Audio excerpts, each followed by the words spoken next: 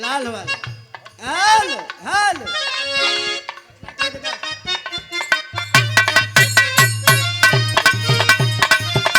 Hello hello hello hello hello. बड़ी सुंदर भी आप लोगों ने गीत का आनंद लिया। अरे वाह। हमारा बुलेटवा पे कहियो बैठ के सटबे की ना। अरे वाह। बोल बोल रे पतरका। बोल बोल रे पतरका, पटबे की ना। हमरा से पटबे की ना। कवि जी, ये आंख जब कभी तलवार नहीं चलाती है, लेकिन बातों बातों में जाने क्या हुआ, मेरे नयन तेरे नयन देखते रहे। जवानी हर बसर की कातिले इल्जाम होती हैं। जवानी हर बसर की कातिले इल्जाम होती हैं। निगाहें नेक भी इस उम्र में बदनाम होती है। एक मिनट, जवानी जब आवाज चौकड़त किया आवाज कोई कोई कहे ला उमरिया का दोष बा, कह के गईले सूरदास। नजरिया के दोस्त बा। जमाने की बात है, दस्तूर है। हाँ।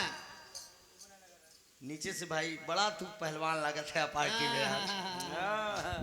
खैर शेर शेर होता है ना साला, हड्डी रहा चाहे काठी निकल जाए। हाँ देखा भैया, ऐसा बुलेट ना स्टार्ट करा। बा।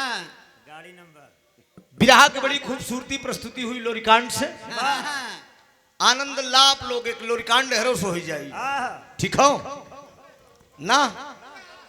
सही हो? अरे वाह, अरे बारी बनारस, यो तो रजा बनारस हो।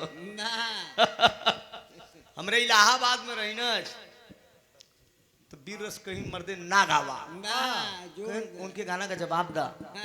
ऐसे लगी झाड़ी के दाम मर्दे गनमा से कट गया कि कोनो मतलब को एकदम ढाड़ के दे पूरा भी रहवे।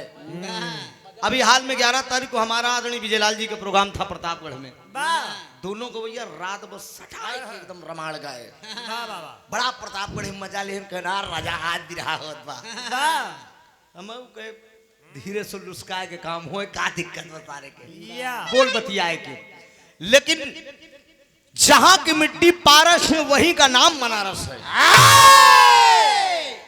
ये बनारस की धरती है। यहाँ कलाकारों को तलाशना और तराशना परखा जाता है कि कौन कलाकार कैसा है।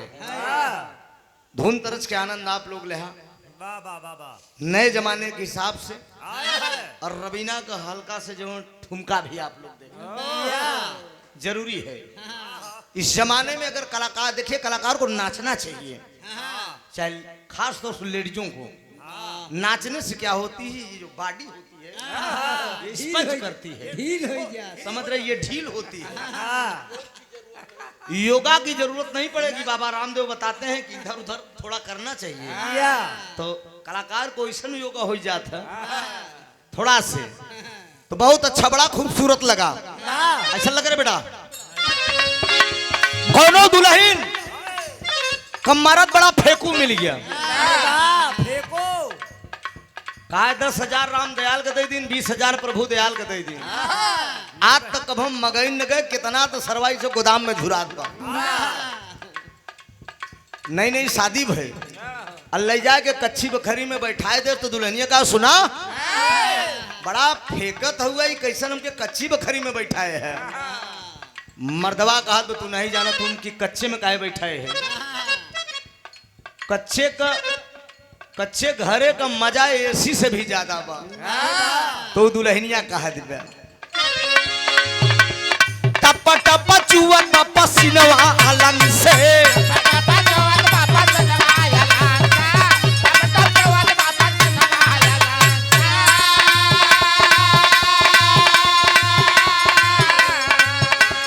टप टप चुवन पसीनवा अलंग से, मन करे भाग जाए कोद के पाला से।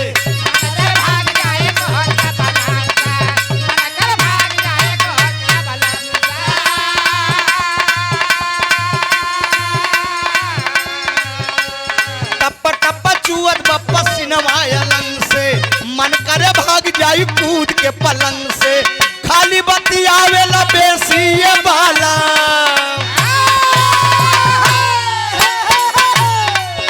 हाँ खाली बतियावेला बेसी ये बाला लगाई नहीं पौला एसी ये बाला लगाई नहीं पौला एसी ये बाला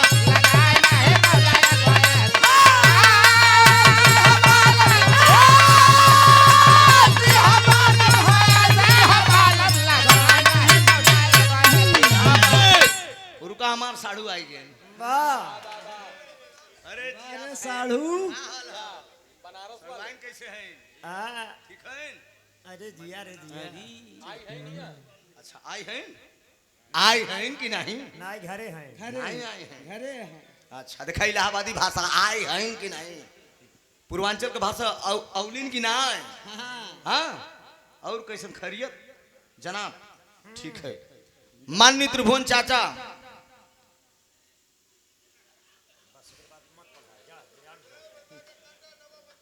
ठीक है भैया जो भी बातें लिखी है पर्दे अंदर हाँ ठीक है हम ना ठीक हो हम समझ गए बात बाबू बाबू बाबू इशारों को अगर समझो तो राज को राज रहने दो 21 रुपया का पुरस्कार हो जा तू साड़ू भाई बैठा आराम से जब तुम्हार मन होई चला है सड़वाने रिश्ता जोड़ेगा तो चलेगी कोनो दिक्कत ना हो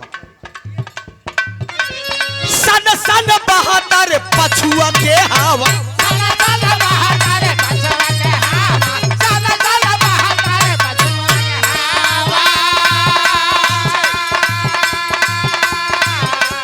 सन सन बहादुर पछुआ के हवा चढ़ले जवाने में बोल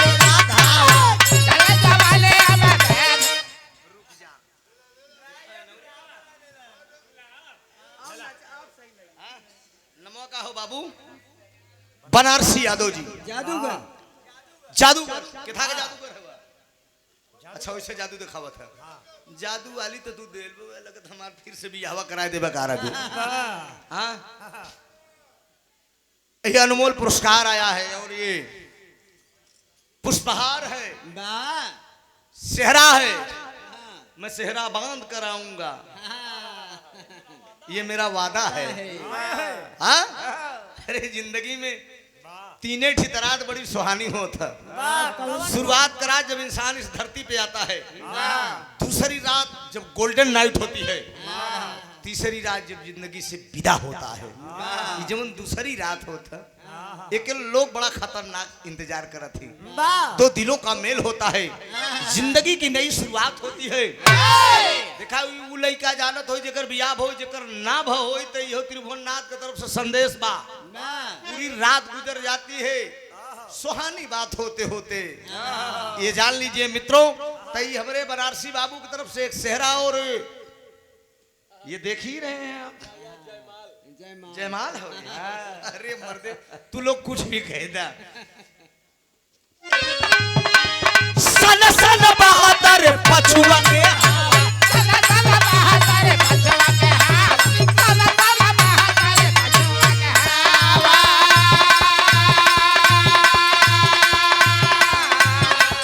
सन सन बहादुर पछुआ के हवा चढ़ली जवानिया में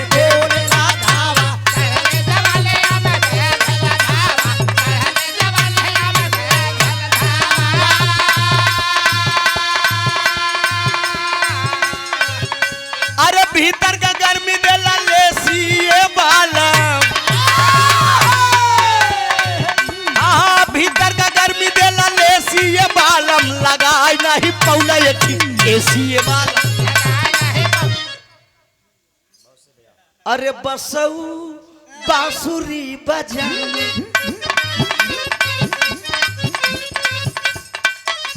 कि बसऊ बांसुरी बजावई मऊ बौरी बौरी आवई कि मनवा डोली डोली जा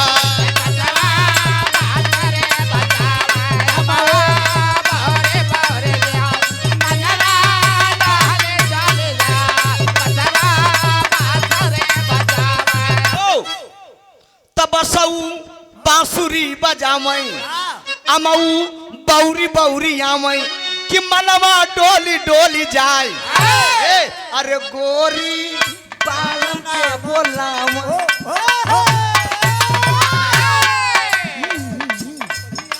कि गोरी कंगना बजावई अपने बालम के बोलावई कि मनवा डोली डोली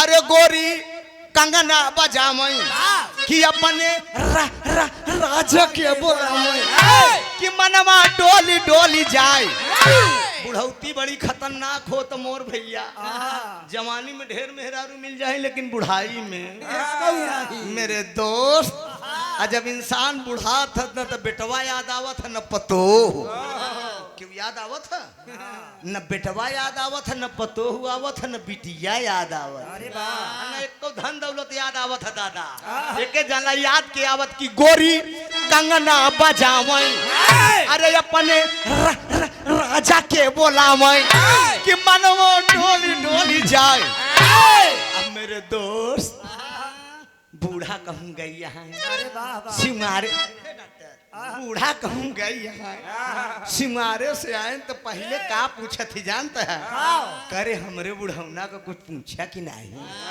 बुढ़ौना हमारो ऐसे तो नहीं पड़ा तो गोरी कंगना बजावई अपने राजा के जगावई कि मनवा डोली डोली जाए ए, अरे बूढ़ा बूढ़ऊ के जगावई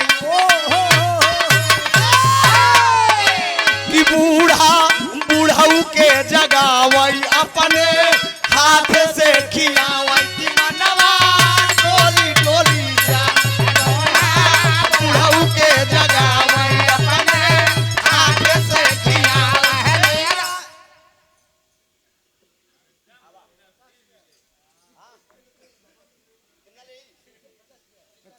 कल्लू बिन 50 रुपया यह लाइन पर देते मिलत बस साढ़ू का है टेंशन लेता है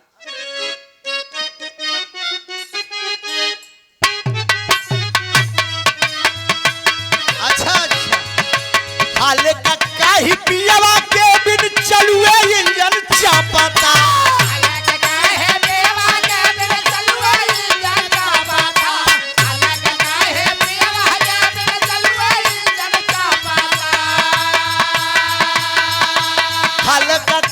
पियावा के बिन चलुए इंजन चापता नया नया ड्राइवर अरे नया नया ड्राइवर हो अरे नवाई धाई नया नया लड़की से बिरहा हमार हो गया वो लड़की है गाय देश के नया नया ड्राइवर हो हरा नवाई धाई धाई हमके मारत गाल लाल हो जाएगा जान ले तो हमारे बिटिया का समान यहाँ अब हम तो कहा बताई तो हार मम्मी होती तो बताई मतलब एक लड़की से रहा अब समझ जा कोनो बोलब जरूरी बा बड़े प्यार से मैं काका कहा था चचा और वो रात भरे में पगली कम से कम 20 दाई हमारे बेटवे के नाम ले दीपू दीपांशु कि के बताई दे कौन घुसपैठी मेरे बच्चों का नाम बता दिया हाँ हमके चला कोई बात नहीं है अच्छा भंटू के तरफ से 100 रुपया फरमाइश है ले हारन हारन हारन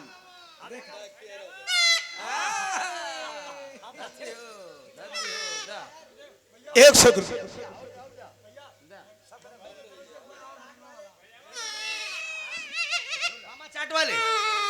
मामा चाट वाले कौन चौराहा बड़ी बड़ी गैबी यह देखा कि हम पलटत है पलट देते ही अच्छा ये बनारसी भाई की तरफ से पुरस्कार है ये लाइन पर और हारन भी दे भोपो हाँ मत दे चला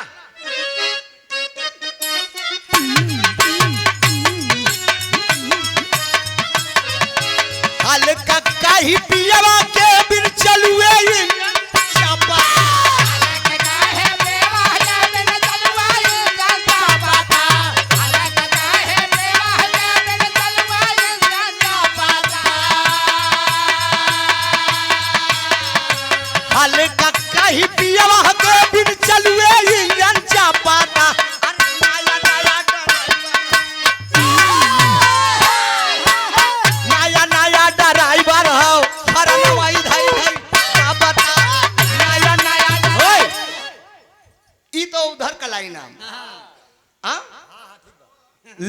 लिया छोड़ा लिया। अरे अरे अरे, अरे। पलट के इधर का कहें? अच्छा बगल हो जा। हाँ देखिए तो हमरे बिचवा में तो कोई बैठे नहीं, हम के बगल करें?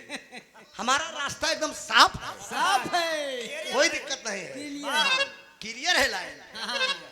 हाँ हाँ एक हम पलट के गए हाल का काही गोरिया के बिन करूँ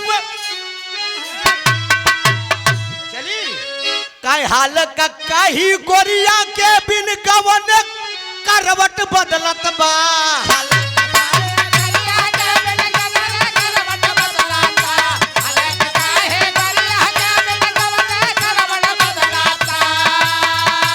हाल का काही गोरिया के बिन कवन करवट बदलत बा नया नया तकियावा नया नया तकियावा नया तकियावा तकियावा धाई धाई अब तो सही है मनोज वाह कभी कभी मूड बना देते हो हजारी बिंद महबूब बिंद प्यारे लाल बिंद और चंद्र मोहन पटेल कमेटी की ओर से ये 200 रुपए का पुरस्कार है। हजारी भैया का बड़ा हमार पारिवारिक लगाव बा। अरे वाह 4-6 साल बाद याद करो इस्तकाब है लेकिन हाँ? भैया का बड़ा प्यार दुलार मिलता है दोस्त। वाह पीतंबर सोनकर मड़वा के धरती से 200 रुपया का पुरस्कार कहा गाली गाली नचिया देखावले सर रे नैनीताल कई नटिनिया तात हमरे गाय रहन भैया तनी के ध्यान दा कहा पेड़ा वई में हा हा हा हा पेड़ा वई में घोड़ावा बंधावा ले ना हो नाम जोगिया पेड़ा वई में घोड़ावा बंधावा ले ना हो नाम जोगिया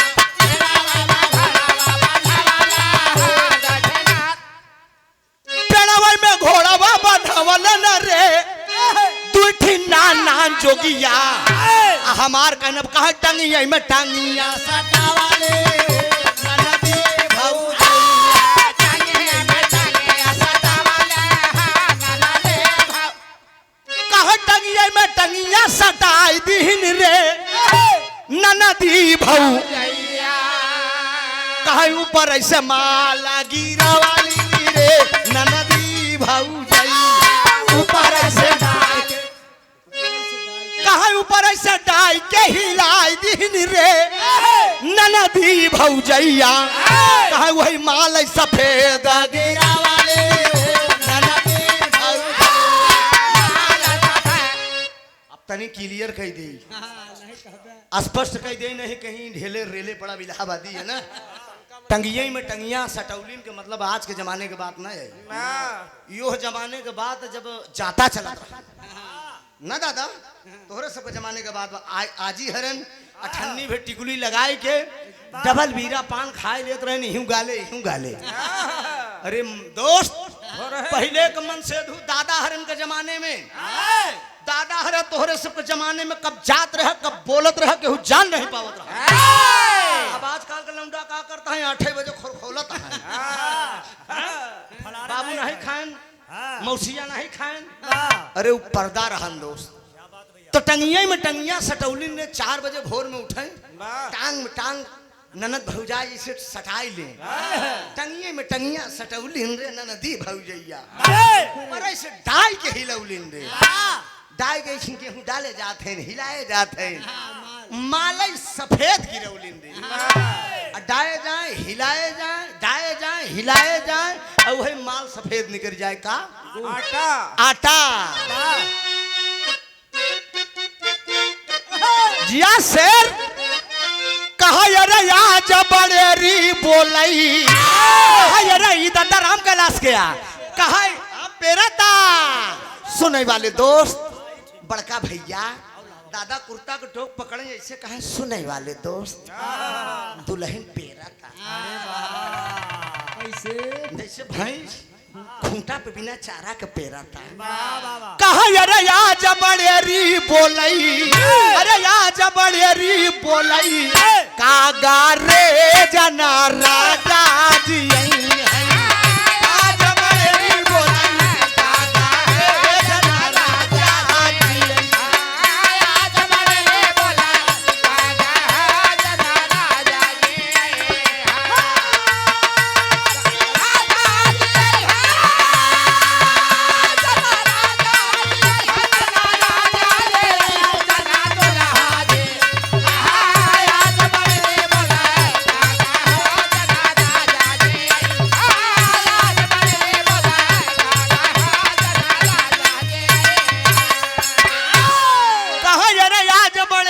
बोलई कागा रे जन राजा जी यही हैं कहे सजवई से सजवई से सजवई से कहे रतियई से मोर मन लागा रे जन राजा जी यही हैं कहे बड़ा नीक लागई, अरे बड़ा नीक लागई तोहार गोरी का जरा बड़ा नीक लागई तोहार गोरी का जरा बड़ा नीक लागई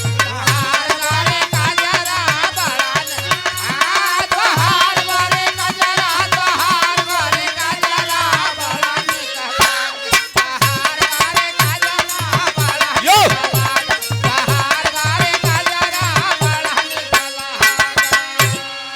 कहा ये कतौ बनाए राम तोहरी सुरतिया, कहा ये कतौ बनाए राम तोहरी सुरतिया आ दूजे झूलनिया पे हरी हरी पतिया, दूजे झूलनिया पे हरी हरी पतिया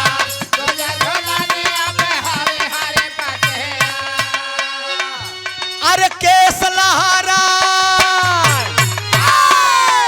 हाँ केस लहरा जैसे सावन के बदरा बड़ा नीक लागे तोहार गोरी का जरा बड़ा नीक लागे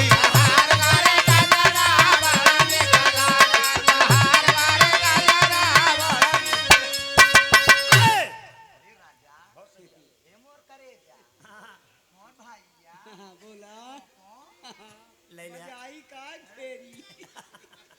कहाँ से मन बेटवा शिवपुरवा से श्री लाल जी बिंज श्रीमान की तरफ से 51 रुपया का पुरस्कार बा दातार सुखी रखा है दादा राम कैलाश बोल रहे हैं सब भैया लोग सुखी रहे बड़का भैया लाला मेरे दोस्त लाला बाबूजी मंदिर जाबे मंदिर जब जाबे तब दर्शन होई मस्जिद जब जाबे तब दर्शन होई लेकिन मानो मानो को मिलना दुर्लभ बा मेरे दोस्त बहन रवीना बताई नहीं ना कि अपन लड़किया दूसरे के मेहरारू बहुत निक लागत है तो रवीना तोहका कैसे पता यार देखा तोहका कैसे पता कि दूसरे के मेहरारू निक लागत है अरे काहे ना भैया अरे ये बताइए तो लागू हो कि दूसरे का मर्द अच्छा लागत अरे वाह फिर का हो? मर्द और घोड़ा कभी बुढ़ा नहीं होते हैं कभी जी खान पीने का ठीक ठाक है तो मर्द भी जल्दी खियाते ने खास तो नाटा हमारी की नहीं हाँ ये नाटा जल्दी झुकते नहीं न जाने कितने अरे तो कितने कम बुढ़ियाऊ बुढ़ाऊ गए जानत है बारे मनोज ओहरो मनोज और हेरो मनोज देखा महेंद्र सिंह धोनी की तरफ से और फरमाइश है सैया अरब गई लेना केकरा संग लड़ब भौजी ज्यादा इस फरमाइश पूरी करब फिर रात बीत जाएगी फरमाइश बिरहा के आखिरी में आखिरी में सारी भाइयों की फरमाइश तबले जितनी फरमाइश हो आप लोग इकट्ठा करके बारी बारी से दे दे माइलाड एक पॉइंट नोट रहेगा यहाँ ठीक है आखिरी में धै के इकट्ठे झोंक दे ना एक बिरहा का तबले बिरहा के पारखी लोग यहाँ विद्वान लोग बैठे हैं शुरुआत में एक महाभारत का प्रसंग आप लोगों ने मेरी तरफ से सुना कलयुग में भगवान का आगमन आनंद कंद मुरली मनोहर मैं अपने मंच पे प्रयास करता हूं कि एक महाभारत या रामायण और उसके बाद वीर शैलोरिकांड या क्रांतिकारी या कांड जो भी जनता की फरमाइश हो लोरिकांड का भाव अभी आप लोगों ने अगले मंच से सुना है। एक लोरिकांड इधर से भी है। अभी अभी रवीना जी ने बताया कि मारकुंडी फिर लोरिक पत्थर पे प्रोग्राम था, बहुत भीड़ थी। 4 साल पहले कवि जी आदरणीय हमारा और आदरणीय विजयलाल जी का प्रोग्राम था, उसी लोरिक पत्थर पे कमलेश भाई प्रोग्राम कराए थे। बहुत अपार जनसमूह था, बड़ी खूबसूरत महफिल थी, 50,000 इनाम मिला था। अरे वाह, बड़ा कलाकारों के कदरदान उधर भी है, सम्मान भी मिलता है। बारे सोनभद्र की धरती और बारे बनारस की धरती यहाँ भी है। वाह, इनाम भले तनिक बेसिक कमे मिले, हाँ, इसलिए कि बेचारे अपन सब साधारण मोहल्ला का लोग हैं। जौन भी मिले या देखा एक दिन आई गए न का देबा, कुछ देबा की पान लेके आवत है। आओ ले, अब आखिरी होत बा, हमें लगा था कल्लू बिंद जी कितना ले 20 रुपया ले थे, 30 रुपया बचावा बच्चा पटेल की तरफ से। अच्छा धन्यवाद धन्यवाद, बढ़ जा 10-20, अरे 10 नहीं बा मर्दे भाई बोलवा ले चला पार जमाई बता कौन दे, कुछ कर्जीदारों रहे थे। हाँ धीरू भाई अंबानी कर्जीदार हैं तो त्रिभुवन भी 10 रुपया आपका कर्जदार रहे। हाँ, एक पिरहा लोरिखंड से इधर से भी सुनिए, प्रयास रहेगा, ज्यादा उछरे हो हबुआए की जरूरत नहीं बा। कहानी स्पष्ट होगी आप लोगों के बीच में। कहानी कैसी है सोचने पे मजबूर होंगे, आशा नहीं पूर्ण विश्वास है। बिरहा का एक छोटा कलाकार हूं, प्रयास करूंगा कि आनंद आए आप लोगों को। चलिए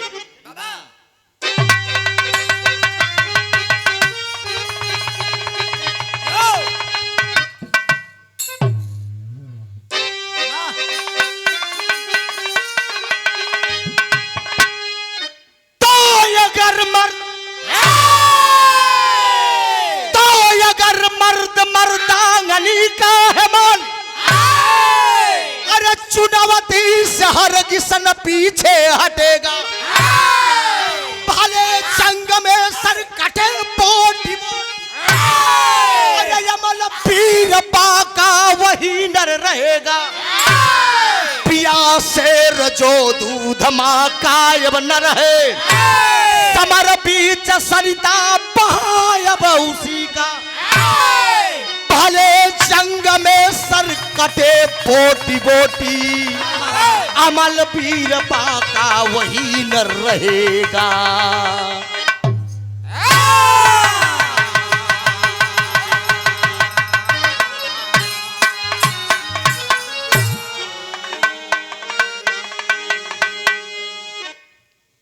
शानदार पुरुष इस धरती पे कभी कभी अवतार लेते हैं।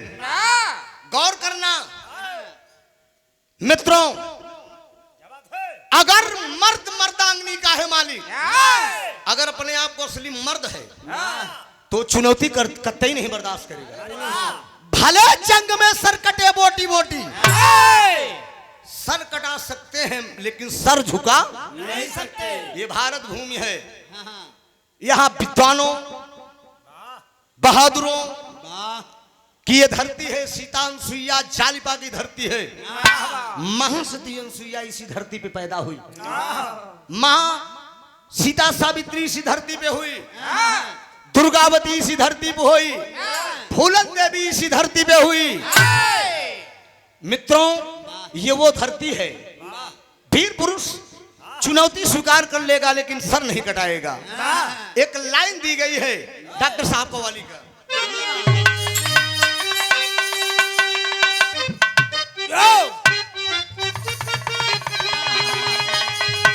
यह दर्ज कराइन में मनोज कि अरे परवाने चल रहे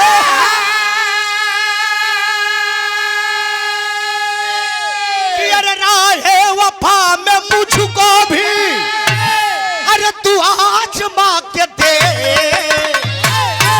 आशिक, अरे आशिक, अरे आशिक हूँ तेरा जाने जो, अरे आशिक हूँ तेरा जाने जा, आशिक हूँ तेरा जाने जा, तू या बना बना के दे।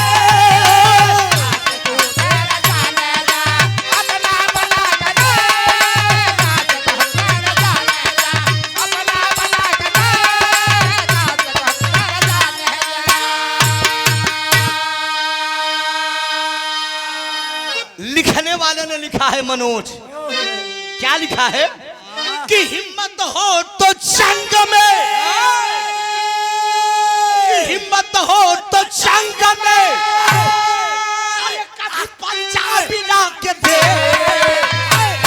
अरे आ जाएगा समझ में, अरे आ जाएगा समझ में, अरे चंगा मिला के दे, आ जाएगा समझ में।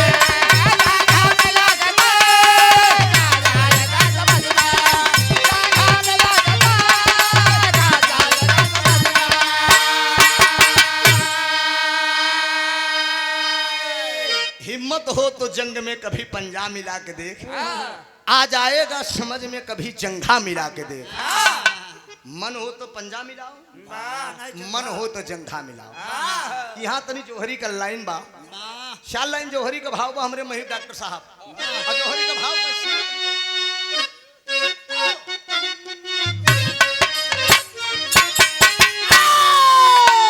यह लाइन हो पट्टे तनी रियाज से मनोज बाबू देखा, मनोज मनोज का पानी का बात बा। अभी हम देखे के बाद ये मनोज दबत है कि वो मनोज दबत है, ठीक है। एक तरफ बिहार का पानी है और एक तरफ उत्तर प्रदेश का पानी है।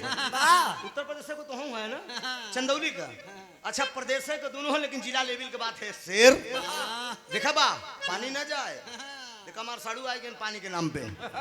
आजा जी लड़का देखी तो कहीं ऐसा मौसिया पाले और बोला का हाल बा सड़वाई ठीक है मस्त ठीक है। 20 रुपया लेके आया, 500 रुपया का नहीं 50 रुपया का हकदार, कृपया 50 को 500 बनाकर हमारे चाचा भगवान दास जी का मान बढ़ाएं। ठीक है धन्यवाद। मान ली इनकी माला पहना कर सम्मान कर दीजिए। अच्छा ठीक है एक मिनट मलवा दे यार, मर्दे मलवा दे नहीं पहना के सम्मान के दे लाए।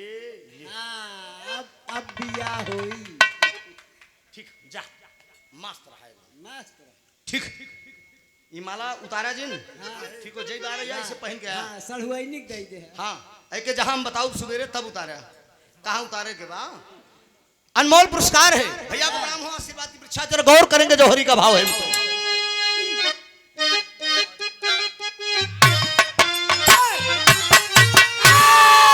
अरे जिया मनोज कहानी तो शुरुआत है भैया। अरे कढ़कौरा के अंदर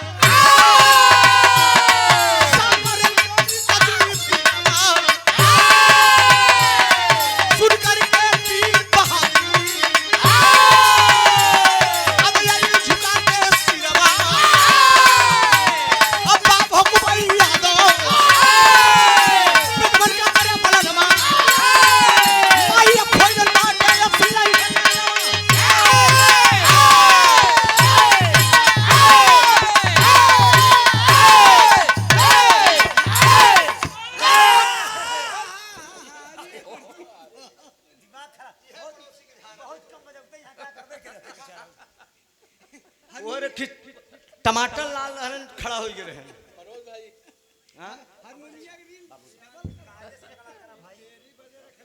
हजारी के ना कार्यक्रम के अध्यक्ष साहब हजारी बाबू के आप चाचा जी बाबू नमो शिव चाचा की तरफ से सुंदर पुरस्कार 101 रुपए का पुरस्कार। अभी अभी मंच पे बोले बेटवा जो पहले बार बिरहा गाया है बड़ा नीक बिरहा रहा, एक एक बात समझ में आए महाभारत के।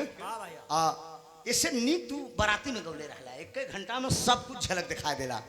मौके की बात होती है। 101 रुपए का पुरस्कार है, कमल चरण में नमन।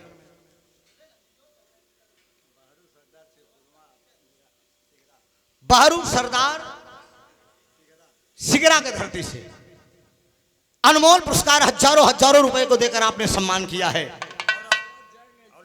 मंदे जिंदगी शुक्रगुजार हुआ आशीर्वाद। आवा साड़ू आवा काय माला उतार दे सलमान डरा था हुआ दा ठीक आवे दा अरे कुछ तो समझा करा, रोजी रोटी की सवाल में मालिक न सही कम से कम स्कॉर्पियो के तेलवे भरे के मिल जाए।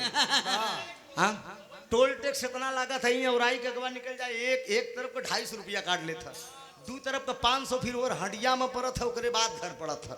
वाह भैया वाह। तो जमन कुछ मिल जाए बेरोजगार मनई है कोनो रोजी रोटी दबानी साड़ू हमार कृपा कह दे बेचारा तो वह कि तू रोकत हुआ ऐसा काम मत करा भाई। पीठ पलात मार दे लेकिन पेट पर न मारा मालिक। ये बात हमार ध्यान दे। अच्छा अच्छा बहुत कुछ लिखा बा ठीक। धन्यवाद भैया। 21 रुपए का पुरस्कार है। जा साड़ू मौज कर हला। एक मिनट रुका रहा। सब पहनाए अभी तू जान ला कि जय बार होगा तब बार तो है माला हम पहनाऊं। गौर करेंगे गढ़गौरा के अंदर शाम और लोरिक दो भाई हैं।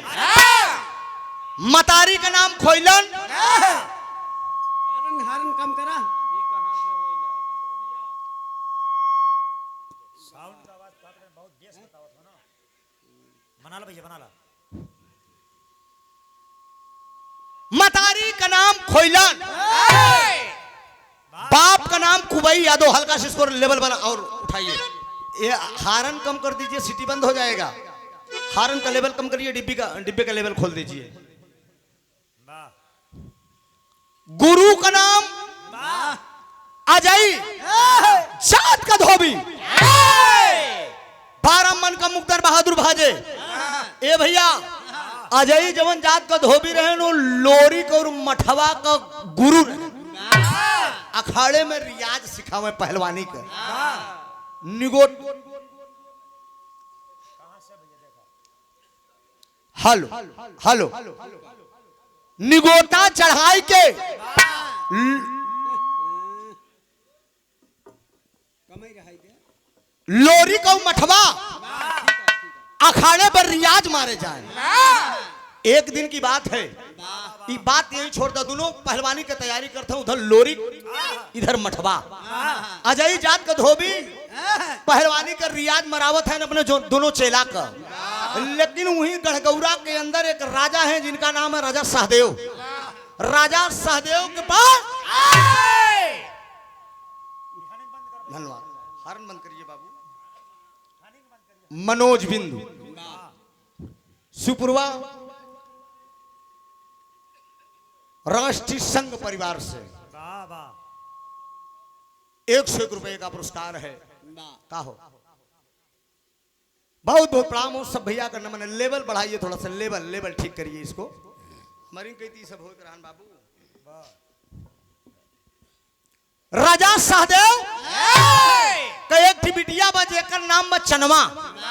चनवा जवानी के तालीम में पहले राजा महाराजा के जमाने में जांघी के जोर पे मेहरारू आवत रहे। आई एम मनोज किथा में आवत है मोबाइल पे जांघी पे मोबाइल ओ वाह पहले के बात को तू हमार कान से पहले बात सुना करा। आप किथा पे आवत है पट्टे मोबाइल पे मोबाइल के भैया बहुत देखा था। अरे कम करा दिए ना बात।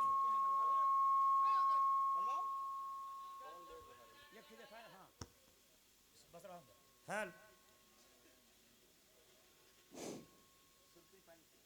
वाह ए भैया राजा सहदेव का बिटिया का नाम बा चनवा।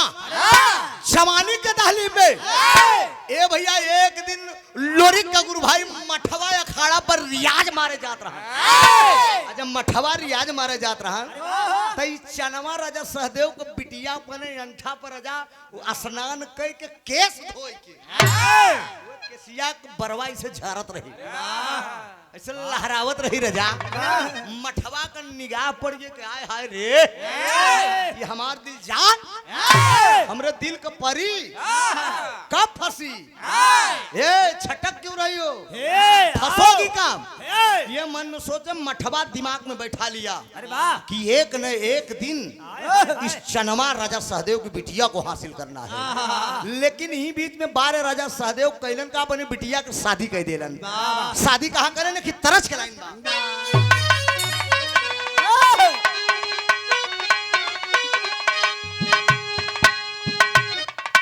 यह तरस के लाइन हो।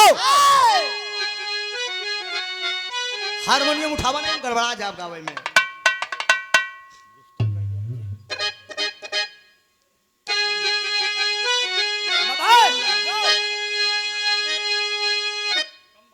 बाजा कम बा देखा था काली वाली लीड देखा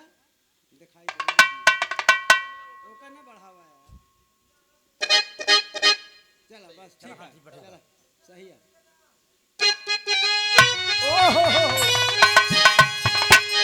यह दरज के लाइन बा स्वर्गीय रामदेव गुरु ही धरती के गवैया अपने जवानी के आलम में गावत है लह जाए तो शेर नहीं तो सवा शेर रजा ये देखा इलाहाबादी पंडा यह धरकत बा अरे झूला लिया के पुनवा झूला लिया के पुनवा अरे टूटली है राजा जवनिया में दरिया छूटल ए राजा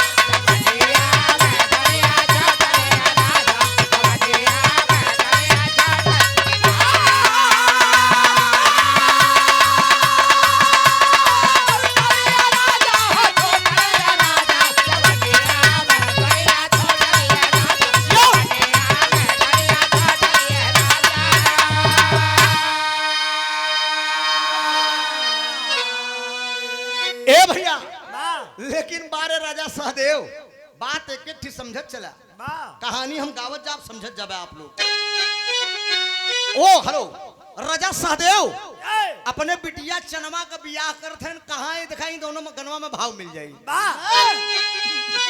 अरे गढ़ गौरा से राम अरे गढ़ गौरा से राम अरे चौरा में आईली चनैनी हो मन के सलाह हो मन के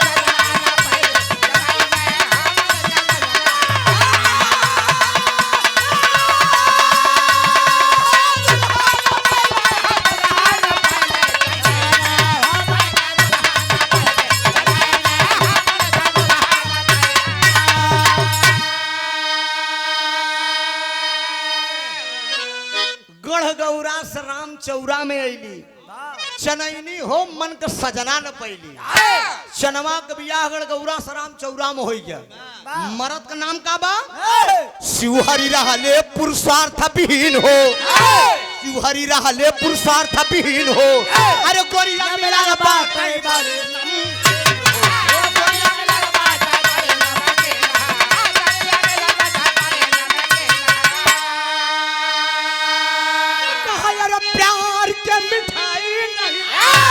अरे ससुर में खैली चनैनी हो मन का सजनन पो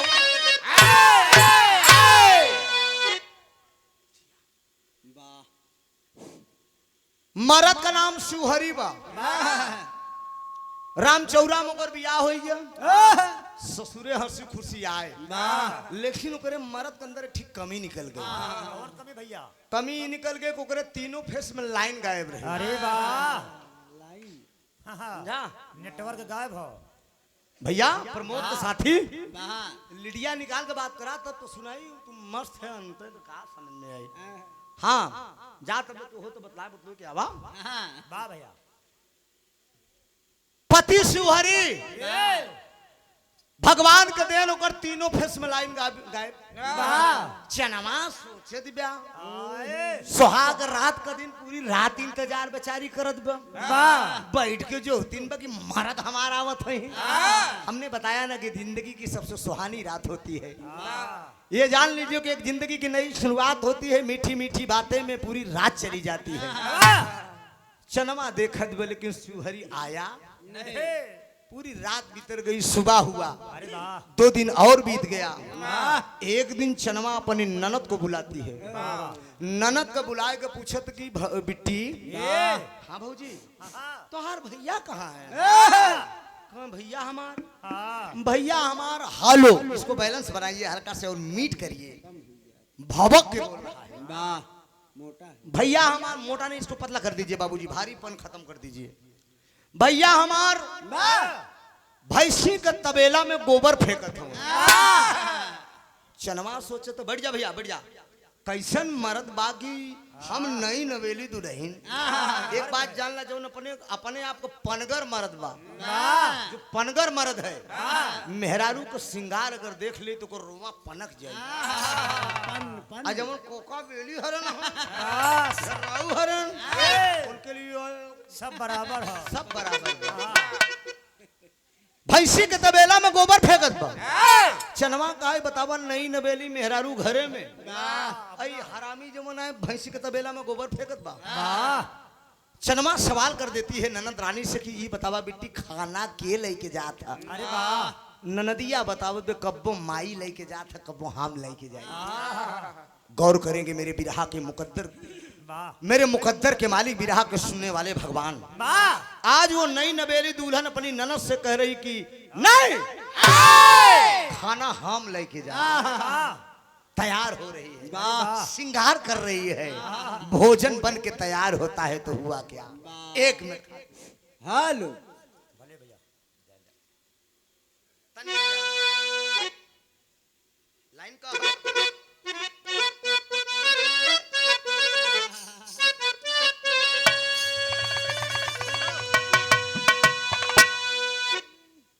समझा हुआ ना। मैं टूटी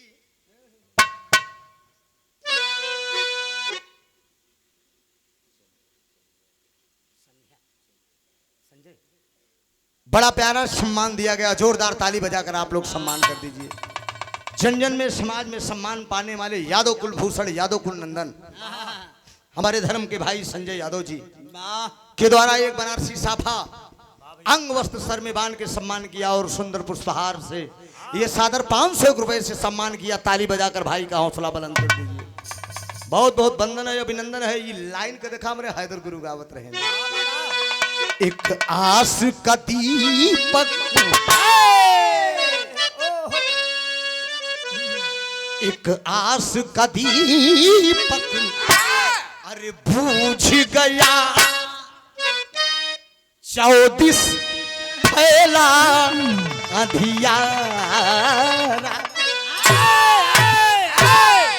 जिया बड़ी मेहनत कैला तू मनोज, इनाम दे का काम करत हुआ।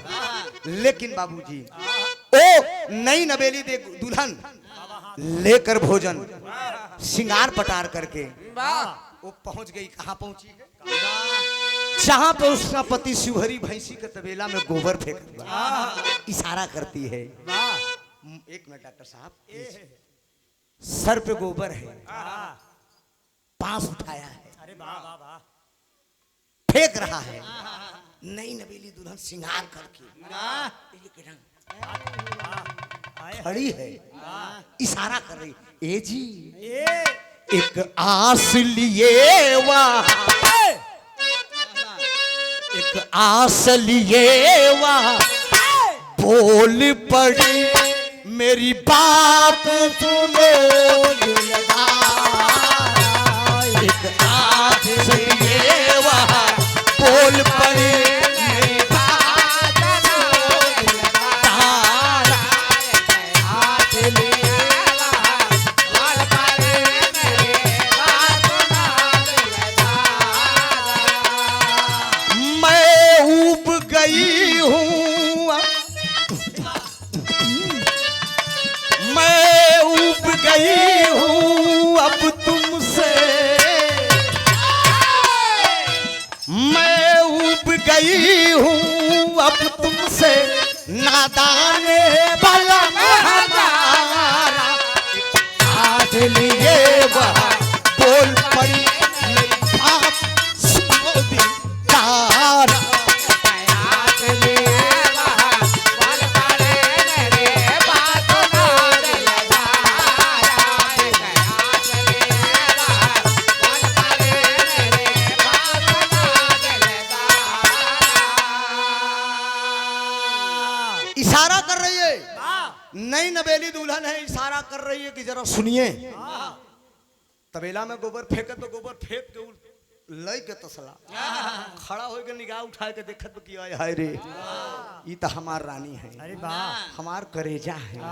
यही बात अपने मन में सोच रही, पास में बुला रही है। हेलो, इसका लेवल थोड़ा सा और दीजिए और पतला कर दीजिए ना, भारीपन बता रहा है। शिवहरी आता है, शिवहरी पास में आया, चनवा को बोला कि स्वामी मुझे आप पहचान कहा। वाह वाह वाह वाह हेलो, इसको और पतला कर दीजिए, लेवल पतला कर दीजिए। हेलो हेलो, चनमा पास में आई है, कहती है मुझे आप पहचान रहे हैं? तो शिवहरी कहा हाँ हाँ पहचानत है। हम के है? कहे हमार मेहरारू है। कहते जब आपकी मैं बीवी हूं तो आप मेरे पास क्यों नहीं आए? स्वामी एक सवाल मैं आपसे करना चाहती हूँ आपकी पत्नी होने के नाते, क्या जी हमारी और आपकी जो शादी हुई है, क्या आपकी इसमें राय नहीं थी? या आपके माँ बाप आपकी मर्जी के खिलाफ किए हैं? शिवहरी कहा तो नहीं चनमा, मेरी राय से हुई है, मेरी मर्जी थी। तो चनमा कहती कि जब आपकी मर्जी थी तो स्वामी आप क्यों नहीं मेरे पास आए? शिवहरी कहता है कि चनमा सही सही बताऊं? कहन हाँ बोलिए। कहें सही पूछा था, हम तोहरे लगे आवे लाए है ये नहीं। तो स्वामी आपने शादी क्यों किया? कब से ऐसा हुआ? शादी के पहले आप नपुंसक थे कि शादी के बाद? शिवहरी कहने लगा कि नहीं शादी के बाद। कौन कैसे हुई गया? कौन जो ने दिन तुम्हें बियाह के लई आए, तुम्हें बियाह के लई आए जो रतिया में सुहाग रात रही, वो रति दिनवा में जाए को और शादी भज ससुरारी से आए तब भोलेनाथ का तपस्या करे लगे। कौन तपस्या करके भोलेनाथ को प्रसन्न किए? कौन तप कब प्रसन्न हुए भोलेनाथ? बोले बालक क्या चाहते हो? कौन हम यही चाहते कि जितना चाहिए उतना बढ़ाई ले। कौन तथास्तु, लेकिन सही इस्तेमाल करना, गलत करोगे तो नष्ट भी हो जाएगा। कहन तब कहन हम थोड़ा सा बड़ा खुरापात करे लागे। या से भोलेनाथ फिर प्रकट हुए, वरदान दे दिए। कहन जाओ जिस पर तुम्हें घमंड है वो एकदम उसकी लाइन ही गायब हो जाएगी। एकदम खत्म है भैया, एकदम खत्म, नपुंसक हो जाओगे। ऐसा मत करो, ऐसा वरदान दिया। हम त्रिभुवननाथ सही से पहचान ले, समझते हैं भैया, होशियार रहना।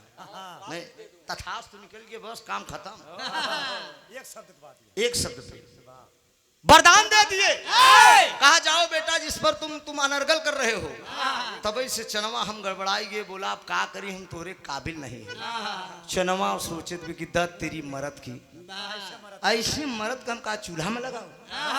हाँ तोरे जैसे मर्दा का तो कैसे कहाँ फूंक दे? चूल्हे में फूंक दे। हाँ चूल्हे में फूंक किथा में? चूल्हे में झोंक दे।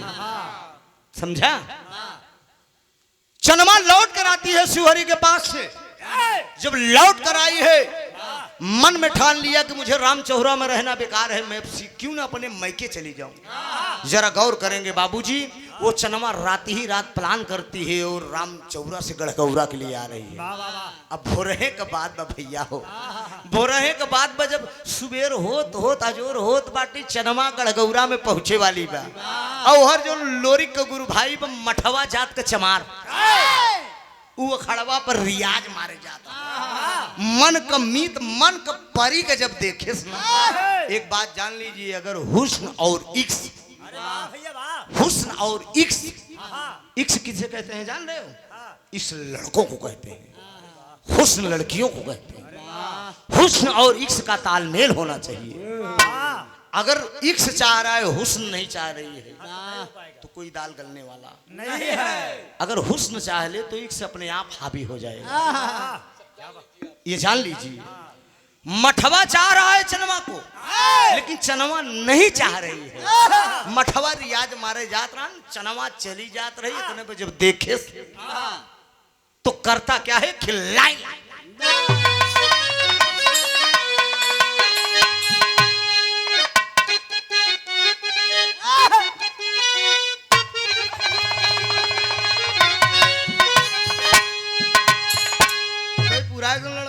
पानी देगा मैं किरवा मुहे में दे दे रे, वो गंधौरवा किरवा। हम जरा जान आवाज खुल जाई। कमी नहीं बाटे। अरे कुछ नहीं, अरे तो निगाह से देखे चाहिए ना, देख किरवे चापाहाड़ दे पूरा सारा मुंह भाभा कर रख, चूतिया नहीं कर। चलाओ मर्दे चला ना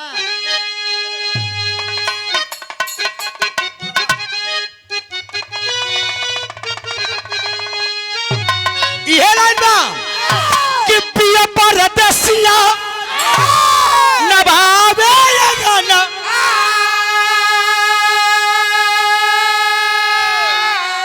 अरे बिरही बनल बासे चारिया रे मोरी उड़ी उड़ी जाला करिया मोरी उड़ी उड़ी जाला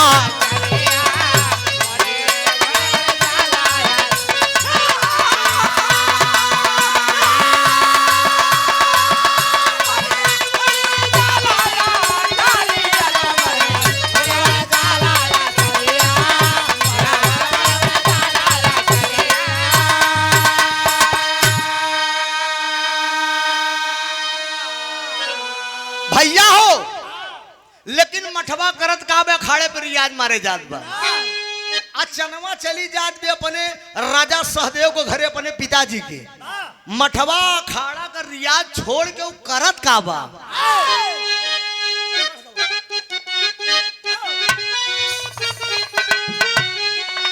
अरे मठवा के बापू जब पड़ली नजरी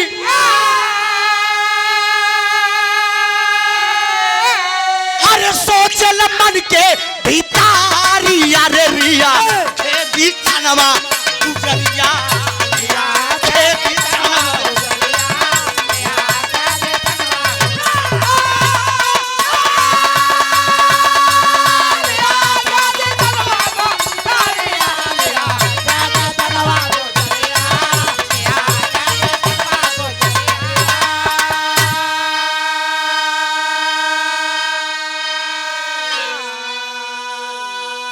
मठवा खदेड़ लिया और जब मठवा पहेटत बा तो चनमा भागत चली जाती बा रास्ते में एक जात का गड़ेरिया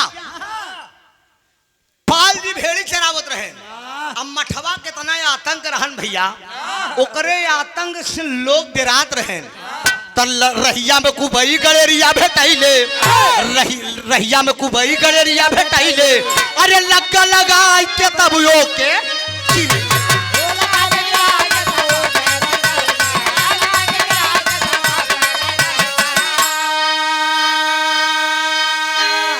अरे लूटई चाहे लबाबू फूला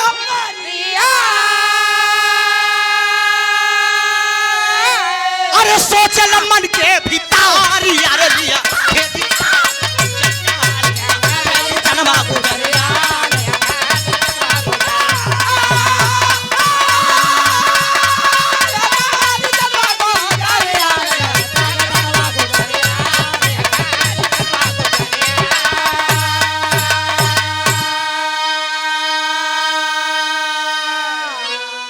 ए भैया मठवा खदेड़ लिया चनवा भागत चली जाती बा रास्ते में खिगड़ेरिया जेकर नाम बा कुबई भेड़ी चरावत रहन मठवा इशारा कर दिया कि अरे पाल जी जरा मेरी मदद करो यार करण कहा मदद करे करण इस परी को जरा रोको नहीं है तो चली जाएगी इतनी खूबसूरत कन्या ये चली जाएगी कोई उपाय करो यार कि कम से कम रुक जाए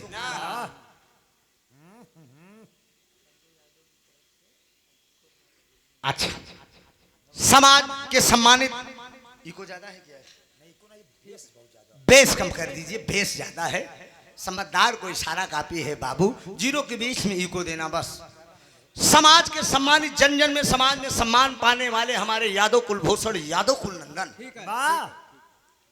कुंवर कन्हैया के खानदान के महा सती अनसुईया के खानदान के अत्रि मुनि के खानदान से हम लोगों का अत्रगोत है हमारे खानदान में ऐसी सती पैदा हुई कि 6 महीना रात 6 महीना दिन भैया के संजय भैया की तरफ से ये सादर 500 रुपए का पुरस्कार आया है भैया का लाइन बके खिच सुनाया था झकोरा मारे झूलनी अरे झकोरा मारे झूलनी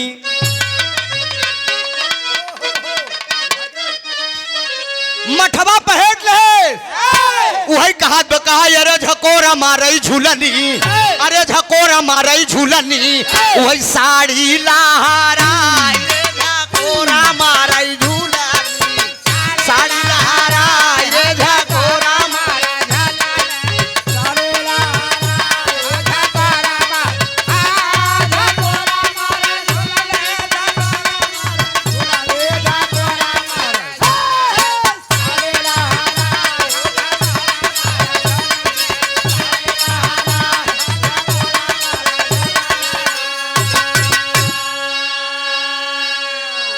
कहाँ दुबराई गयू काहे बदे, अरे बेटवा दुबराई गयू काहे बदे, वही बेटवाई बिना दुबा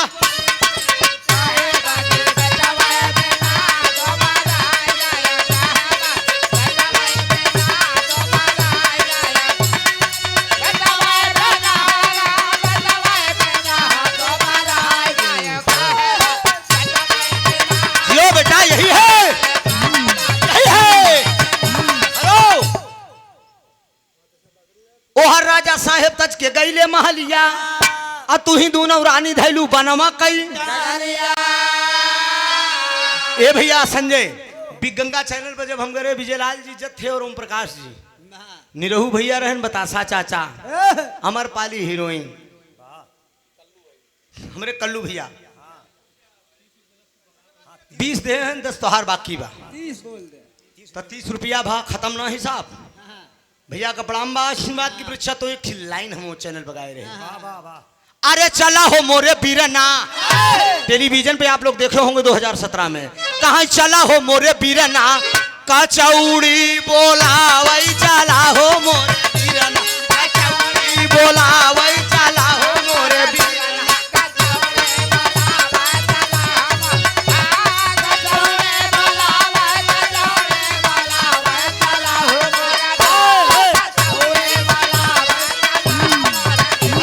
मनोज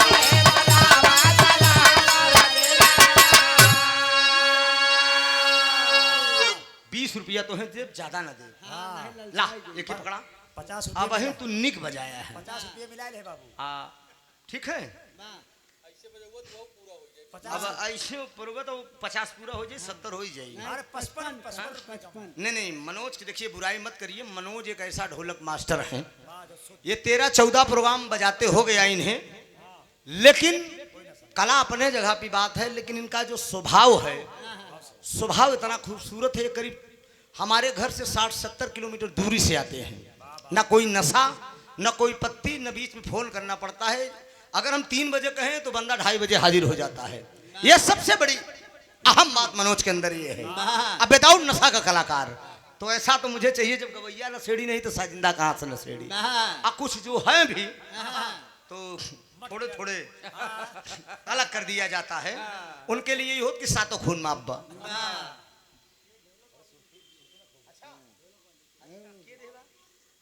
संजय भैया, हाँ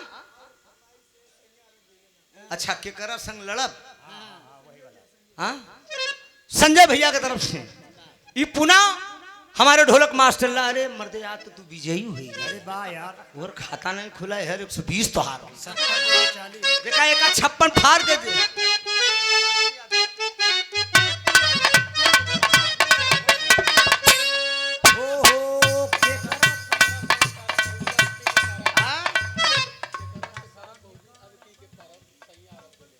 यार गाना हमें पूरा नहीं मालूम, हमारे दिमाग से उतर गया है।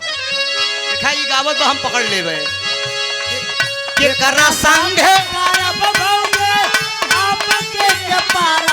सैया यार बगैले,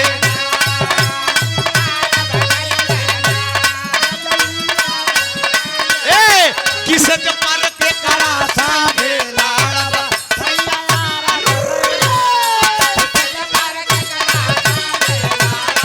राजाऊ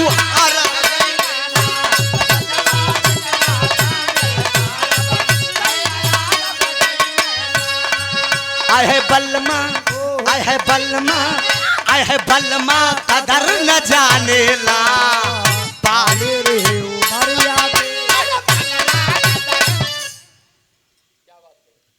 कितना जोगा के राखी, कितना जोगा के राखी, आई कोमला शरीरिया के बलमा, ओ आय बलमा, आय बलमा, कदर न जाने ला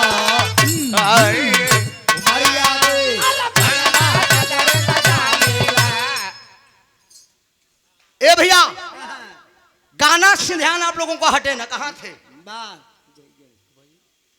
कहाँ पे थे, कहानी कहाँ थी हमारी, कोई ना, अरे बिरहा के अरब के चक्कर में सारी कहानी लोग भूल गए हैं। कोई बता सकता है कि कहानी कहां पहुंची थी?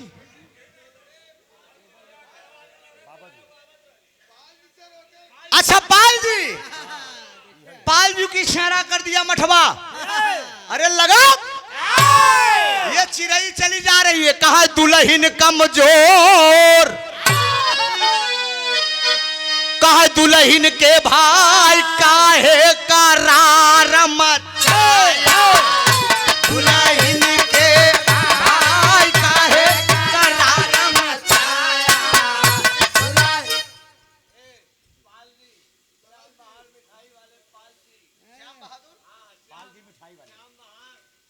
श्याम बहार मिठाई वाले सिगरा के धरती से पाल जी की तरफ से जो लग्गा लगा गिराए रहे, चिड़ई को रोके रहे। कहा जिन 200 रुपया का पुरस्कार, जिंदगी भर एहसान न भूलब, सुना बचन मोर सा। अरे हम ही बनब तोरी बहिनी का, सरऊ खास भातार हार पहिन।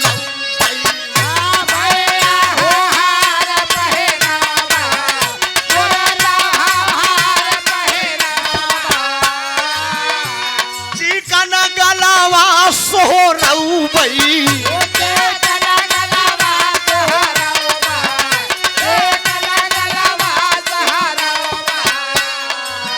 सढ़ुआइन खास छलकत की आवई न रगा, बोल बैना मीठा, बोल बैना, बोल बैना मीठा, सब बहिनी का मीठा मरदा। लहलावा परछा लहलावा,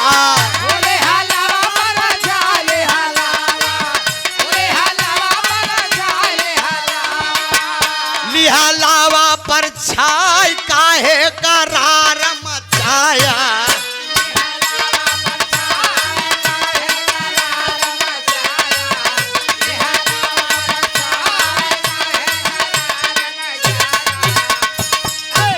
अरे बाप रे बाप, पालजू रोक लिए। जब पालजू रोक लिए तो मठवा पहुंचा चनमा के पास। चनवा से कहा तू काहे बरे भागत हूँ? कहा हम कहाँ भागत रहे, हम तो ये अजमावत रहे तू हमका कितना चाहत है। कहा अबे तुमको अंदाजा नहीं लगा कि मैं कितना चाहता हूँ? कहा नहीं, अब जान गए कि तू खाली हमरे मतलब जिस्मई बरे नहीं, हमके दिल से माना था।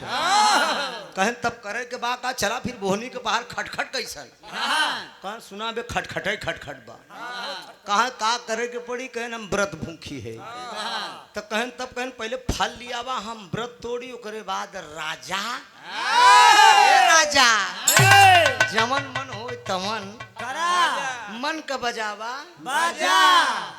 कलन तब कहनी इमली का पेड़ बा, ई पे चढ़ जा, इमली तोड़ दा, हम फरारी कैले व्रत तोड़ दे, ओकरे बाद जवन चाह कर जरा गौर करेंगे। बाबूजी इमली का पेड़ था, चनमा दिमाग लगा दिया। राजा सहदेव को बिटिया मठवा का चढ़ाई दे। मठवा इमली के पेड़ पर चढ़ के बैरी के झाखर ले आई के पेड़े के चारों तरफ वो लड़की लगाई दे कि जब ले उतरी पहले ही झखरे मर जी, तब ले तो हम फरार हो ले। और ठीक यही किया। जब झाखर वो उहर चढ़त भाई हर झाखर रून दिबे, झाखर रून के मठवा आवाज दे कि ये चनवा ये तू क्या कर रही है? कहा हम जवन करत है हमके करे दे, ये तो सच्ची मोहब्बत राजा। ये कटवा जितना तुम्हें चुभी इस हमार तोहार प्यार जागी। और चढ़ के तब ले लड़की फरार, लड़की फरार राजा सहदेव के घर पे आती है, अपने पिता से सारी बात बताती है। राजा सहदेव से बताई, राजा सहदेव समझ गए कि अरे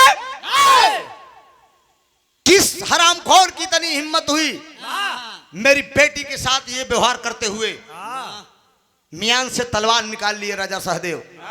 लेकिन बाबूजी इसी बीच में एक दिन होली का पर्व आ गया। जब होली का पर्व आवत बा तो वीर लोरी चुटकी में अबीर लईके पूरे गढ़गौरा के अंदर टहर के होली मिलत है। अब देखा मठवा चनवा को चाह रहा है, लेकिन चनवा लोरी को चाह रही है। प्यार उल्टा है, चनवा लोरी को चाह रही है। अंटा पे रंग घोर के चनवा खड़ी के आज हमारे मन का मीत अगर ही तो आज इन्हें रंग से एकदम तराबोर कह दे। बारे बिलोरी लई के अभी जब मिले बदे चलत हैं ते कि हमरे बिरहा के आखिरी तरह जीवा।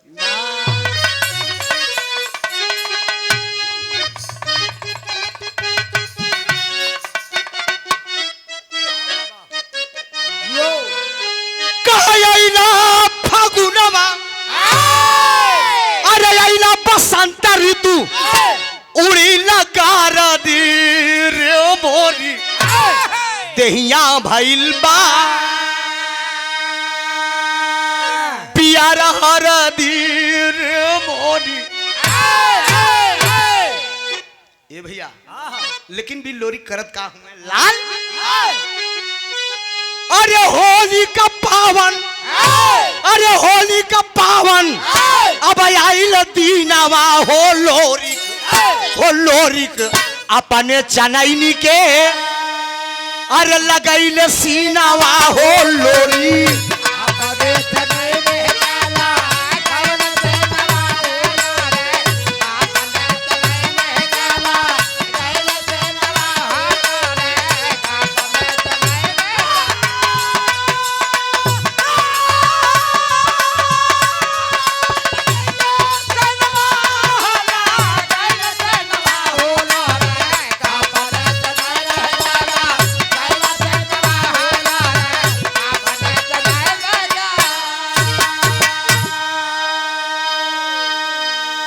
धीरे धीरे प्रेम के अब बढ़ल बा कहानियां लोरी की और चनवा के चढ़ी बा जवानियां। लोरी की और चनवा के चढ़ी बा जवानियां।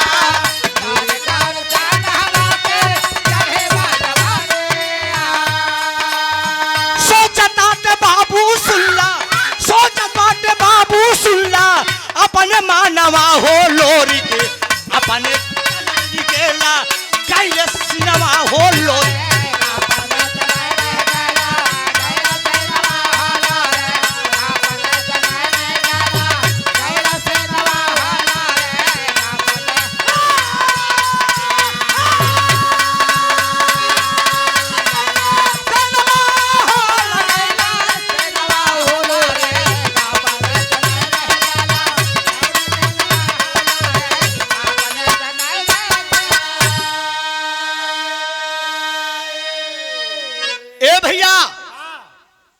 लोरिक वीर अबीर लेके राजा सिंहदेव के अंटा पे पहुंचलन। अंटा पर चनमा खड़ी बा लोरिक ऊपर रंग डाले के, लेकिन नैना चार हुआ लोरी को चनमा में। राजा सहदेव समझ गए कि हमार बिटिया जो मन लोरी के चाहत बा। लोरी के इशारा के राजा सहदेव दोनों प्राणी बोलौलन। बोलौले के बाद लोरी से कहलन कि लोरी आज के ठीक 7वें दिन मठवा तोहार गुरु भाई बा, हमरे बिटिया का डोला ले जाए बारे चलन कैले बा। लोरी कलन हमरे रहते हुए डोला जाई, हमरे जात बियादर के लड़की के। लोरी वादा के राजा सहदेव से चलन गैलन अजय गुरु के पास। अजय गुरु से कहलन हमरे जात बियादर के लड़की मठवा डोला ले जाए बदे कहत बा। गुरु जी कौनो ऐसा दाव बतावा जैसे मठवा से हम विजय हासिल करी। तेरी का लाइन बा मास्टर।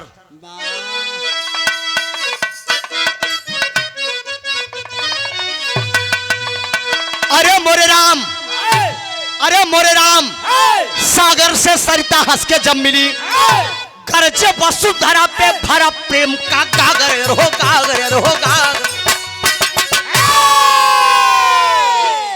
गरजे वसुंधरा पे भरा प्रेम का गागर, सागर से सरिता हंस के जब मिली। लोरी को वादा कह के अजय गुरु के पास पहुंचलन। कहलन गुरु जी कोनो दाव बतावा। अजय गुरु कहलन कि कोनो दाव नहीं बे बेटा, सारा दाव हम मठवा का बताई दी। गुरुवाइन बगल में विजया खड़ी है, लोरी के ललकार दे गुरुवाइन, ये टिकुल्ला लगाए हो इ लोरी के हीरे के बदौलत बा। अगर न लोरी खोतन न तो हाथ डोला ई अजय के घरे आवत न तू अजय के दुल्हन बन तू गुरुवाइन बोलौलन कन बेटा ही आवा ए लोरी नाराज न हो मेरे लाल हमरे पास आवा। कलन बोला गुरुवाइन का तू कहे चाहत हो। गुरुवाइन एक दाव बतावत है। दाव का बतौलिन पपड़ के लाइन बा।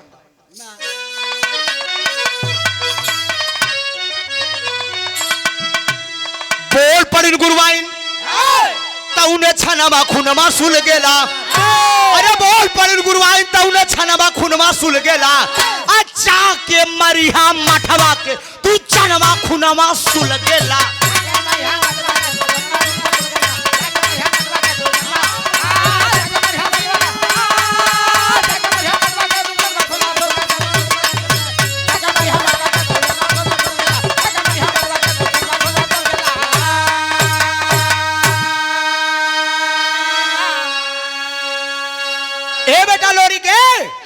अरे 60 बीरा के पान खाई के रनमा के अंदर जइहा हो देख के लोरिक बीर अब्दुल्ला जुक्ति है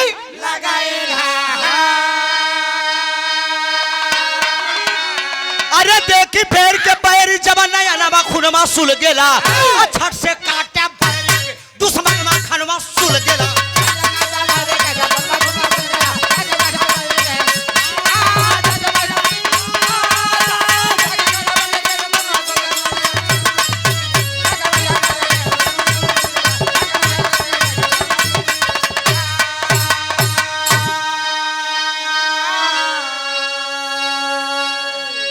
अरे बेटा बासे 60 बीरा का पान लगवाना लोरी ये गुरुवाइन दाव बतावत है।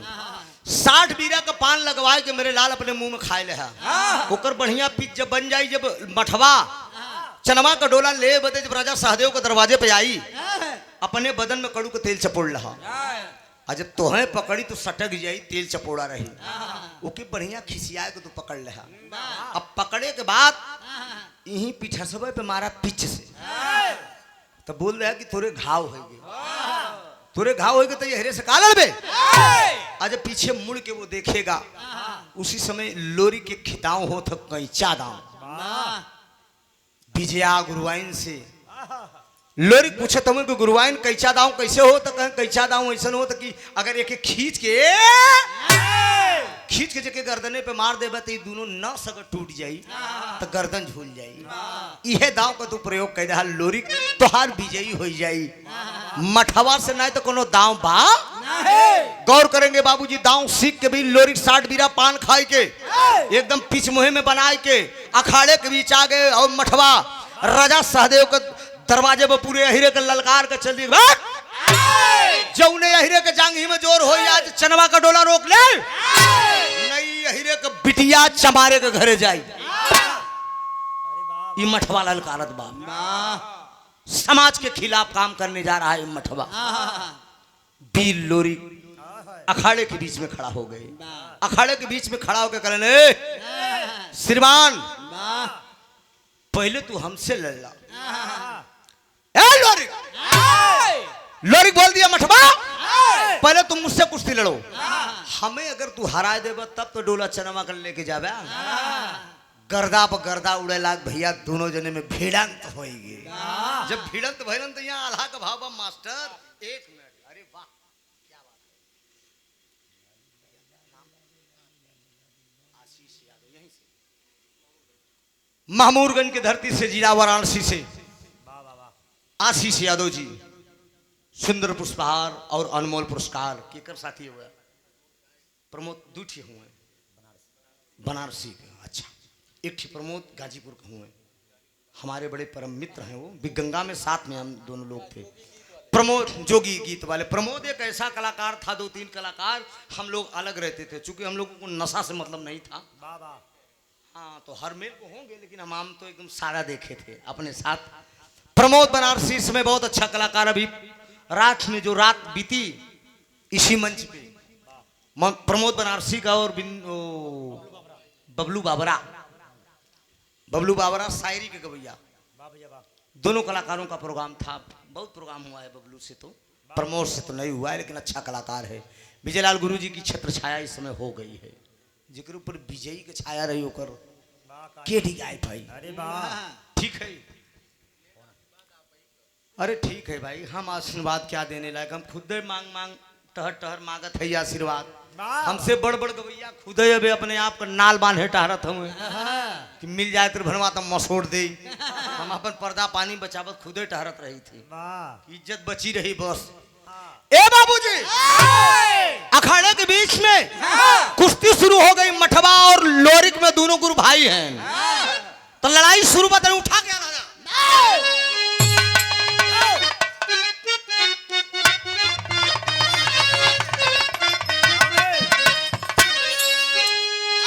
अरे लोरी के जाऊँ मठवा में, अरे होला जब लड़ैया, अरे धरती का गर्दा बाबू उड़ैया समा।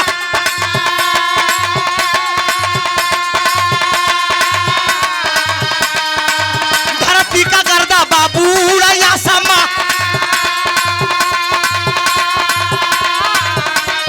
सन सन सन सन लड़ैया जब होला रानावा में।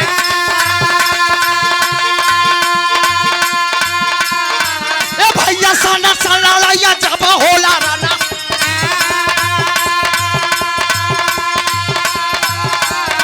तुम्हें बाला वाना वाजब रहे टाका।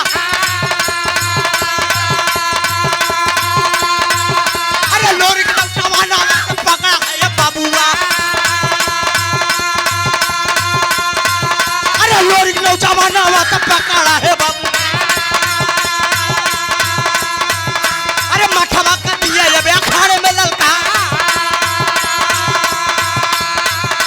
तब ले कैसा दाव बाबा लोरी का लगा वाले। अरे तब ले कैसा दाव बीरा लोरी का लगा वाले। अरे कैसा दाव लोरी दिया बत हले हो माँ।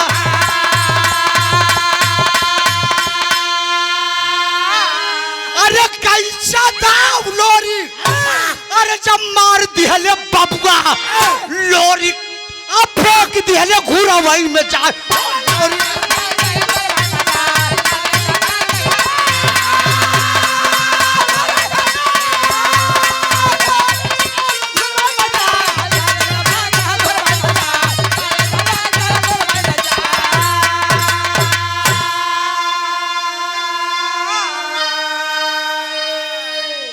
बेटा बिरहा जब अपने पानी पे चढ़ा था तो गवैया का मतलब हो कि सार सार चाहे चाहे जान रहा है जाए, समझे था हुआ।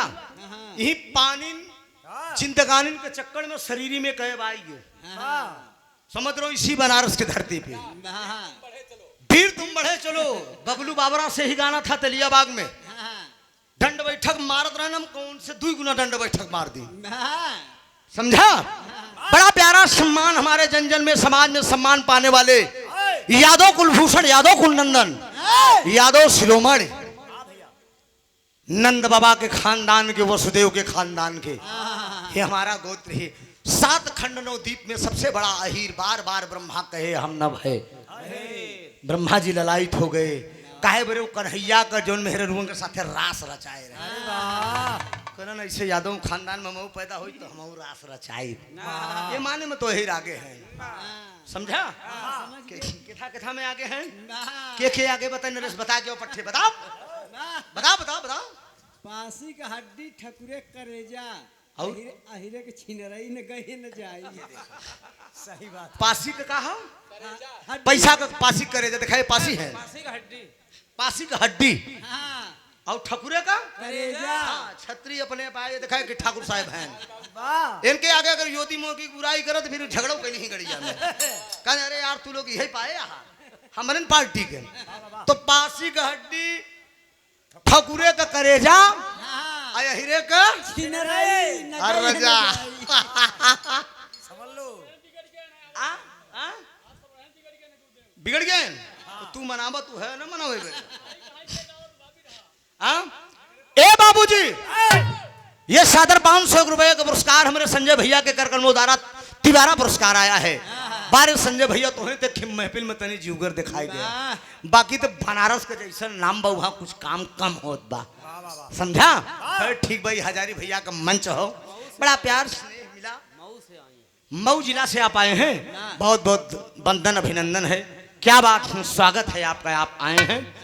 मऊ जिला का बाबू 29 नवंबर कहीं आजमगढ़ में भी रहा बा, मऊ को नजदीक तो पड़ी ना, आजमगढ़ में भी रहा बा। नंबर लेकर हमारे लगे फोन करो, सुरेंद्र यादव जी से, बढ़िया वाले से, तो वही नजदीक में बिरहा सुने के आपको मिल जाए।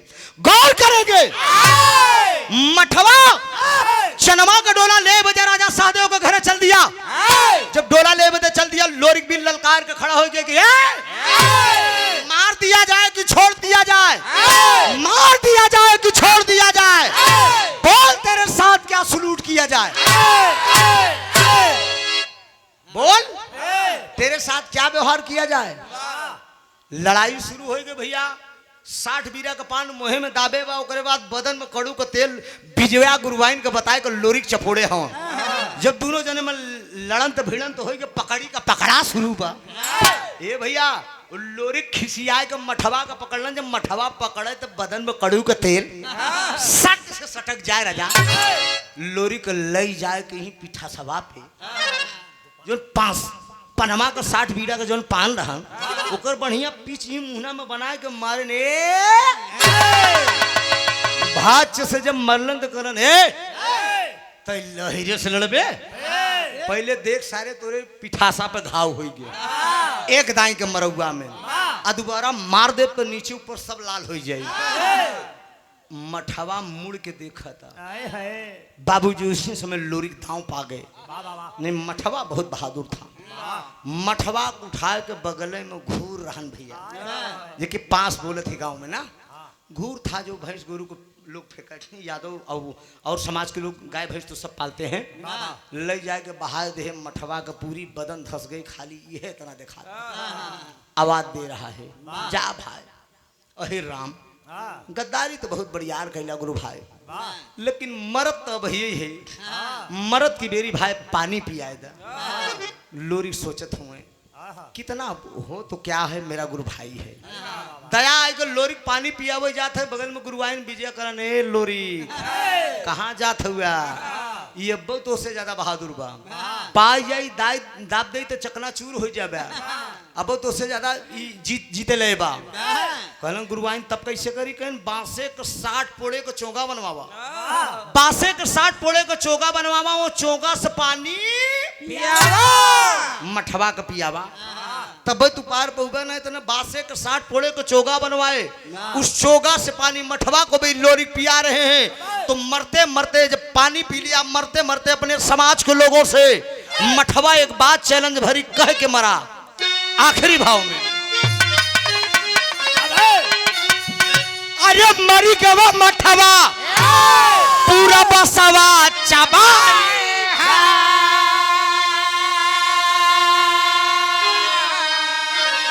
अरे लोरी का बीरत दिहले, अरे लोरी का बीरत दिहले, घूरा वही में गाड़ा भाई हो, लोरी का बीर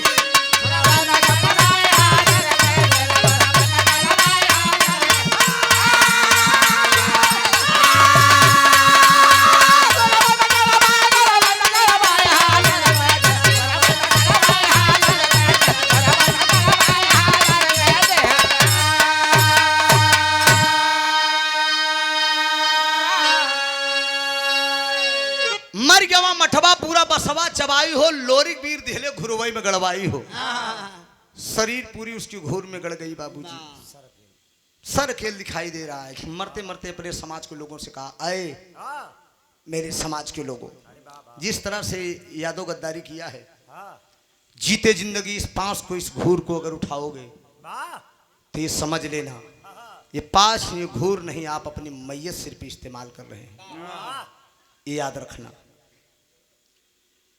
तब से जो चमार भाई के जानकारी बा गौतम भाई के, तब ऐसे हो जाहिर बाटे बाबू सारी दुनिया, अब फेंक न चमार घूरा सुना ये कौचिया,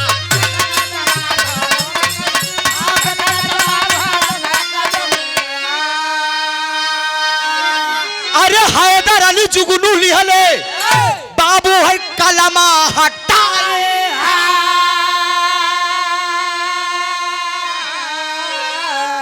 फिर कबीर दिहले घुरवई में गड़वाई हो। या बारे मठवा यही बात वो बोल दिया। जिन्हें गौतम भाई की चीज की जानकारी बा, दुबे जी की, खान साहब, पटेल जी, ठाकुर साहब, यादव जी कहीं भी मेहनत मजदूरी करने जाएंगे कमर पे लगाए ले, लेकिन सिर पे इस्तेमाल नहीं करते हैं। मरते मरते वो अपने समाज के लोगों से ये बात कह के गया। लोरी को चनवा का प्यार था, यहीं से विरहा मेरा खत्म है। स्वामी गीत आनंद अनंत भय भूल दिए कुतारी, राम आधार हैदर अली जुगनू गैले स्वर्ग। अरे सागर से सरिता हंस के जम्बिली, यादव त्रिभुवन नाथ बा बिरहा में नट नागर। सागर से सरिता हंस के जम्बिली, राजा हो तो है राजा हो तो है कैसे मना।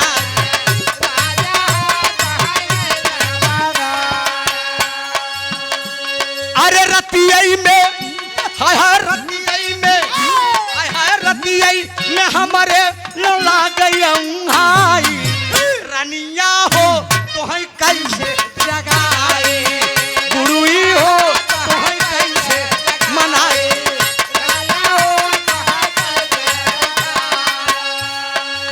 इस गीत को बहुत कलाकारों ने गाया। स्वर्गीय बाबू राम कैलाश की ये लाइन है। गाने को तो सब गा दिए, लेकिन हमारे जनपद की एक गायिका है सोना सोहानी, उसके मुख से जब निकला बहुत ज्यादा वायरल हुई। अगावत के समय सभी लाइन में गावत बा। प्रेमचंद भाई से हमारा गाना हो तो प्रेमचंद गायन, तो बाद इलाहाबाद में मैं शुरू किया। बीतल बाले पानवा जब आई गई,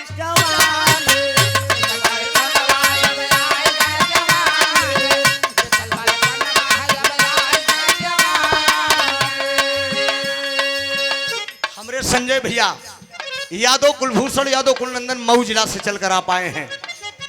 पुनः ये चौथी बार आपने 500 रुपए का आशीर्वाद दिया है। साढ़ू आवत है। और अरे अरे अरे अरे अरे हमार सड़ुओ चलावत है रवीना, हेरो देख ला। आवा आवा प्रेम से ठीक हो। मलवा का कहला मर्दे, उतार दे या पहन ले कहां बस।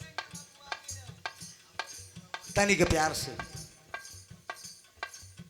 अनिल बिंद सप्लायर गिट्टी बालू वाले, बड़ी गैनी वाराणसी से हमारे साड़ू जी लेके आए हैं। भैया का प्रणाम बा, आशीर्वाद की परीक्षा। जा हला ला ए इधर आवा।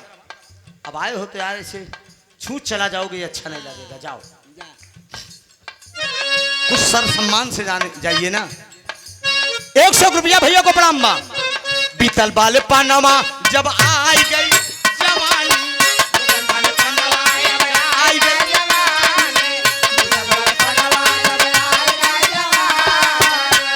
अरे रतियई में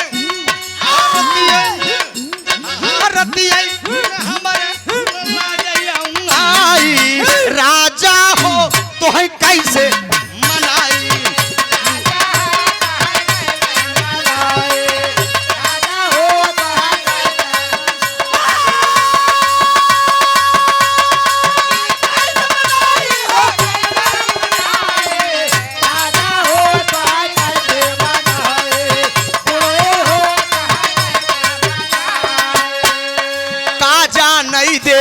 अरे काजा नहीं दे ई सहारा वालिन काजरा, काजा नहीं दे ई सहारा वालिन काजरा, काजा नहीं दे।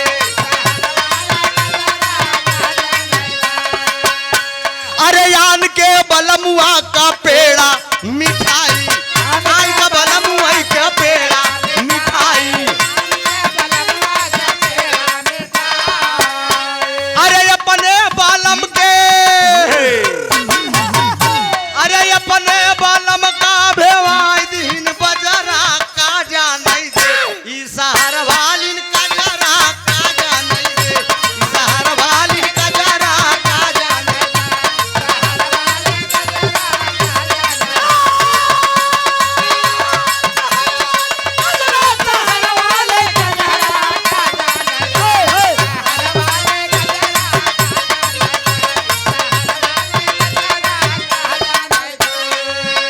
अरे यान के बलमुआ का से जा सुतावई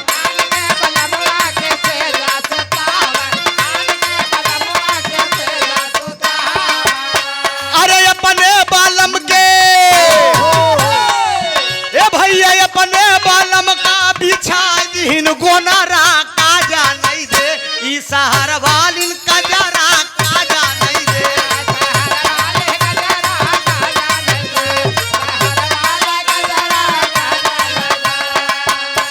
अरे आन के बलमुआ से खूब पतियावई आन के बलमुआ से खूब पतियावई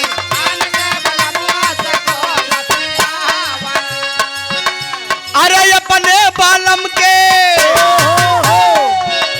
जन यादव कुलभूषण यादव कुलनंदन जिला मऊ से चलकर आए हैं 5वीं बार ये सादर 500 रुपए का पुरस्कार पूरे बिरहे में आपने 5वीं बार 500 रुपए का पुरस्कार आपने देकर मेरा हौसला बुलंद किया है हमारे संजय यादव जी संजय भैया की तरफ से ये देसी अंदाज पे देते हैं बिलायतीवा तो रोज सुन लेबा लेकिन दोस्ती देसी जे सब जमन सब गावत होके नहीं हम अलग अपन चुनी थी हमारे इलाहाबाद में मेरी नकल करना शुरू कर दिए वाह वाह कुछ बच्चे हैं मेरी नकल शुरू कर दिए जो मैं गाता हूँ अगर हम आज गाए तो अभियान में होकर मंच पे आप सुनोगे यूट्यूब पर जब देखता हूँ तो अरे यार एक गाना में गाता था ओ दीवानी तू मस्तानी आइटम बम है मेरी जवानी बाली है तेरी उमरिया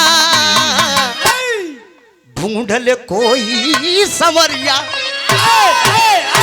मैंने एक लाइन गाया था टाइट जींस बांग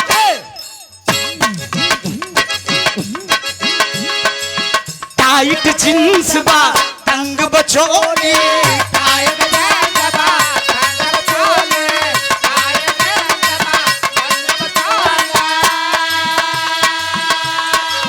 टाइट जींस बा तंग बचोली चालू बबू